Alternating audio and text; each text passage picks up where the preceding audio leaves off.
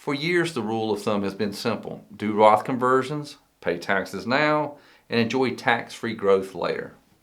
But with the One Big Beautiful Bill Act, OBBBA for short, the rules have changed. Yes, Roth conversions can still work, but they can also become way more complicated and in some cases way more costly. And if you're not careful, you could find yourself triggering surprise taxes, lose valuable deductions, or even pay higher Medicare premiums, all while thinking you're doing something very smart. Hi, my name is Jeremy Finger. I'm a certified financial planner, and I've been helping people successfully retire for nearly 30 years. In a few minutes, I'm going to share with you real-world examples of a retiree who almost fell into the OBBBA trap until we spotted it and saved him thousands of dollars. But first, let's unpack what really has changed. On the surface, Roth conversions sound straightforward. Make money from a tax-deferred account, like a 401k or an IRA, and convert that into a Roth. Pay taxes today, and then from then on, the tax-free account grows. Sounds simple, right? But what the Big Beautiful Bill did is it introduced twists that changed the game. It kept the lower brackets in place permanently, at least for now. It raised the SALT cap deduction, which is state and local tax, but with a catch. It also added a special senior deduction, but with income phase-outs. And it complicated how conversions interact with small business tax rules. So, Roth conversions are no longer a just do it decision. They require precision planning. And in a moment, I'll show you why even a small misstep can snowball into a big tax bill. Before the Big Beautiful Bill, the 2017 tax cuts were set to expire in 2026, and the rates would have jumped back up. You can take a look at those here. That's why so many advisors were shouting, convert now, before the tax rates jump back up. But the Big Beautiful Bill changed that. It made today's lower tax brackets permanent, at least until Congress decides otherwise. And why this matters, it's less urgent to rush in and do a big Roth conversion. Now you still have access to the 12%, 22%, and 24% brackets going forward. But here's the kicker, and you'll see this in a later section of how those permanent lower rates can actually lull retirees into a false sense of security. So why does conversions matter at all? It's because your $1 million IRA account can grow to $5 million over a 30 to 35 year retirement. And those RMDs in your 70s can push you into steep tax brackets and higher Medicare costs. And this is important. If you're passing your IRA accounts over to your kids, the Secure Act forces them to drain that account within a 10-year period. And that's likely going to be during their peak earning years. And what that means is both you and your children could face a big tax problem.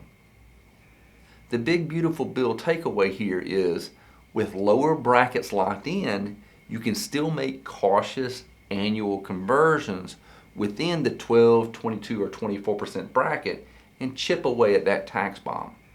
But don't assume bigger is always better. Precision matters. And in just a few minutes, I'll share with you a mini case study about a guy named Brad. A poorly timed Roth conversion would have cost him tens of thousands of dollars in taxes and missed deductions. I know this can be confusing, and if it seems a little overwhelming to you, believe me, you're not alone. And that's exactly why I created a free training video called the Riverbend Bridge Method. It's the same step-by-step process I take clients through, and it connects 4 pillars of retirement: investments, Social Security, healthcare, and taxes into one simple tax-smart income plan. You can find a link in the description below. But for now, let's keep going. Let's talk about the SALT tax deduction with a twist. The Big Beautiful Bill raised the SALT tax deduction cap from $10,000 to $40,000 between 2025 and 2029. That sounds great until your income falls between $500,000 and $600,000. And in that range, you get a deduction phase out. And you can lose as much as $30,000 in write-offs. Now, I know what you're saying. I don't make $500,000 to $600,000. But there's other things that can push you into that bracket, like selling a piece of property, a one-time bonus, a business payout, or even a big IRA withdrawal. All of those things can push you into that range. And suddenly, your higher SALT tax deduction disappears and your tax bill spikes. Now let's talk about the senior deduction phase out. Here's one of the big beautiful bill's sleeper provisions, is that senior deduction. Starting in 2025, seniors age 65 and older can claim an extra $6,000 deduction. That's $12,000 for couples. That's on top of their standard deduction. So you can take it even if you don't itemize. On paper that sounds fantastic, but here's the catch. For singles, there's a phase out between $75,000 and $175,000 of income. For married couples, there's a phase. Their phase out is between $150,000 and $250,000. So if your income is under those limits, you get the full deduction. Fantastic. But if a Roth conversion pushes you into that higher range, you could lose part or all of that extra standard deduction. Here's an example. A couple with $180,000 of income already loses part of their deduction. If you add a $50,000 Roth conversion on top of that, they phase out of that deduction completely. So that $12,000 deduction is gone. And that's equal to about $2,640 of extra taxes at the 22% bracket. Now, losing $2,640 may not sound devastating, but if you repeat that mistake year after year, that can add up.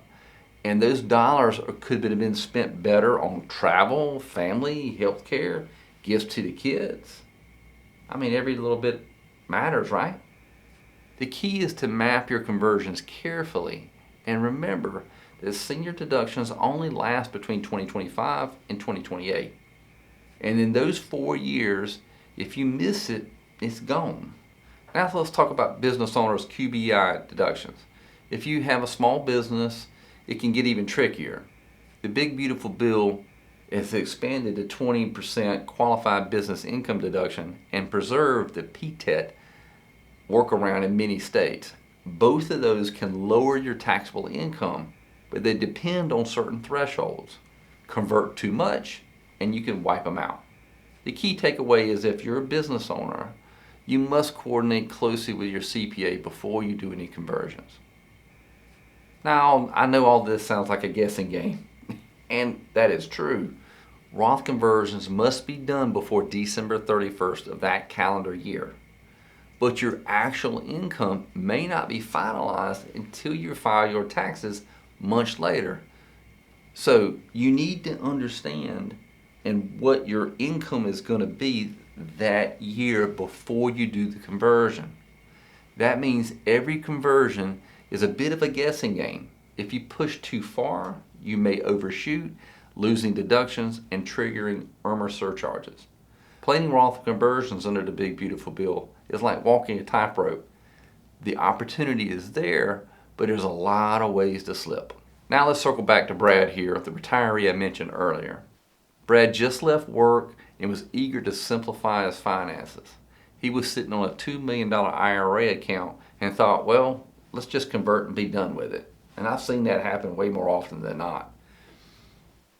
Problem is, those large conversions would jump up his taxable income into the higher brackets. And he would have triggered IRMA surcharges, adding to thousands of dollars of extra costs for his Medicare premiums.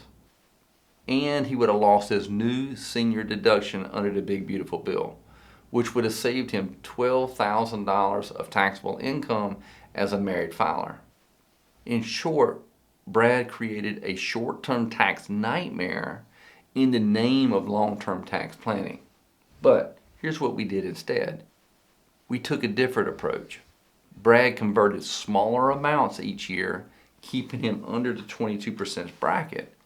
We also paired those with small Roth conversions and some capital gains harvesting at the 0% rate during his low income years. The result was Brad reduced his future RMDs, kept his medical premiums down, and still qualified for those valuable deductions. And all of this saved him thousands of dollars in both in the short term and in the long term. So what's the bottom line for the big beautiful bill? Roth conversions are still very powerful. They can reduce your RMDs, protect your heirs from tax burdens, and create tax-free growth. But they're no longer simple. You must weigh tax brackets, both today and in the future, your SALT deductions, and whether conversions are going to knock them out, your senior deductions, they're valuable, but they're easy to lose, and your business deductions, QBI and the PTET, could also vanish. And also, don't forget about Medicare cost. Those IRMA penalties from higher incomes can be extremely costly. And also, don't forget, timing is important. You need to decide how much to convert by 12/31 of that calendar year. And that's where a lot of people make the mistakes. They have their accounts strewed out in many different places, and it's hard to corral all that information under one umbrella and know how much to convert. The key here is coordination. Conversions should never be done in a vacuum. They must fit into your larger overall retirement and estate plan. If you're unsure about how to navigate Roth conversions after the One Big Beautiful Bill Act, you don't have to guess. I created a free training video on the Riverbend Bridge method. It's the exact framework we use with clients to connect investments with Social Security, healthcare, and taxes into one clear retirement income plan. You can click the link in the description and watch that training video. And remember, retirement isn't all about how much money you make. It's about what you keep. And my name's Jeremy, and I'll see you in the next video.